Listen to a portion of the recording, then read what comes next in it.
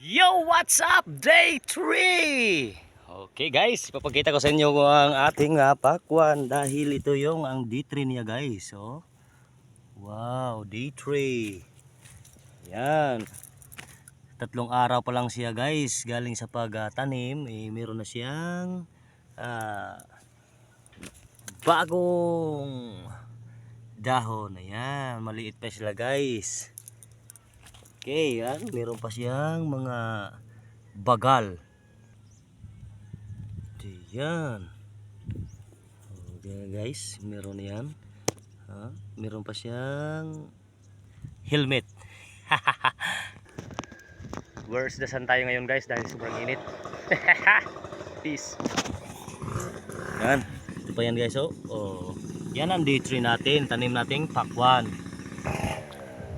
Yo, what's up? Day 4. Ayan guys. Pang-apat na araw ngayon yung ating tanim na pakwan guys. So, ipakita ko sa inyo kung gaano na to kalaki. Ayan. Oh, yan. Malalaki na sila guys. Tingnan nyo guys. Oh. Wow. Napakataba yung ating watermelon. Malaki na yung malulusog na yung ating mga tanim na pakwan. Maliliit pa sila guys pero malalapad din yung mga dahon. Tingnan nyo guys. After 1 week ay maghahabok na kami nito.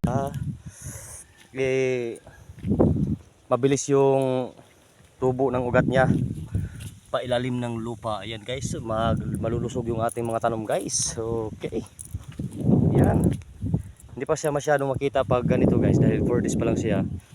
Pag 1 week nito guys, maganda na itong tingnan. Ayan, okay, sana panalanginan tayo ngayon ni Bathala dahil napakalusog yung ating mga watermelon. Ayan. Nako, malalapad yung dahon. 4 days pa lang yan. Ayan, mga sobrang tataba.